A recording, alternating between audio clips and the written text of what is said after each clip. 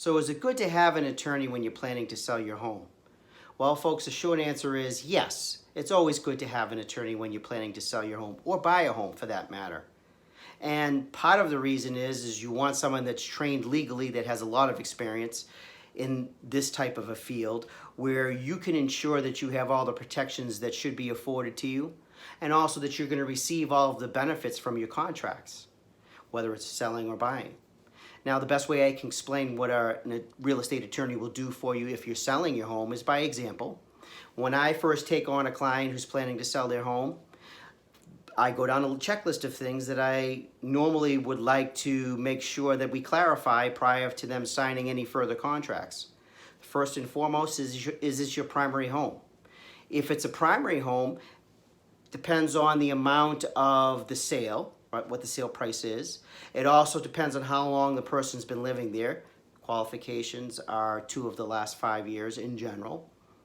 Also, whether they've rented any portion of the property. All of this is going to talk about or indicate to me whether there's going to be some possibility of capital gains. Now, for capital gains, I have included a link to some of my prior videos, short videos, just to explain what capital gains is all about. But in general, each person has, on their primary residence alone, they have a $250,000 capital gains exclusion, so $500,000 for a married couple. And basically what that means is you're allowed to receive a gain from the sale of your home up to $250,000 if you're an individual, or $500,000 if you are a married couple, without paying capital gains.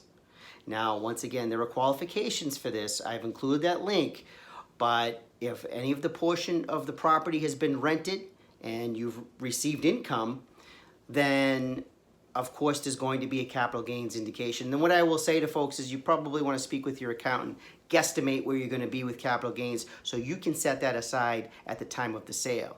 So that's just one issue that I talk to my sellers about. Now, other things, where are you planning to go? Are you planning to buy a new place or are you planning to rent? If you're planning to rent, if you need me to review the contract, the lease, to the place of where you're planning to go prior to you signing that contract, then I'll do that for you.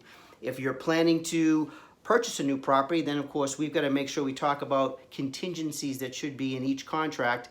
We're just talking about the sale here, so you would make your sale contingent upon the purchase of the new home. And if we don't have that contingency in the contract, because sometimes it doesn't work well for the buyer of your home, then I'd say, well, let's make sure that you have an emergency plan in place to ensure that you're not going to be homeless at the time of the sale. So this will be another, these are just the preliminary issues that we discuss. Now, other things, is this a single family home? Is it a multifamily home? Is it a condo?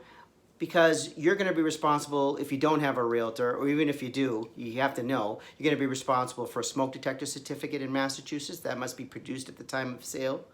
And also you're going to be responsible for if whatever it is you're selling is separately metered, then you're going to be responsible for a final water reading. Now, if it's a condo, the other thing that you have to take into consideration is contacting the condo association and get yourself what we call a 6D certificate. That ensures that, or it tells the buyer that you've paid all of the condo fees that are due on the property and that there are no other condo fees due, or there won't be any back condo fees due. Now, if your house is a multifamily, then once again, the issue of capital gains has already been discussed. But if there are tenants that are at the property, then the question then is, well, are those tenants staying at the time of the sale, or are you planning to deliver the property vacant? Now, if you're planning to deliver the property vacant, then there has to be some action taken with respect to the tenants to ensure that the property is vacant at the time of the sale, because you could be in breach of contract if those tenants are not out of the property at the time of the sale, and it could cause a delay.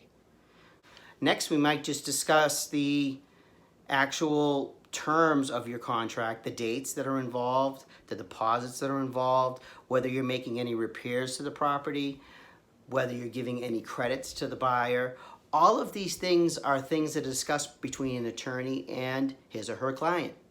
And all of these are a reason why you want to have an attorney represent you. You want to have an attorney in your corner when you're selling a piece of real estate. Maybe one of the biggest transactions you're ever going to conduct in your lifetime.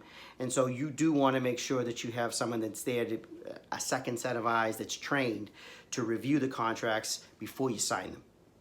Now make sure that you subscribe to my channel below in the lower right hand corner, and there'll be some other videos that are going to appear up here that you can certainly watch. And don't forget, there's links below to some of the things that I mentioned in this video.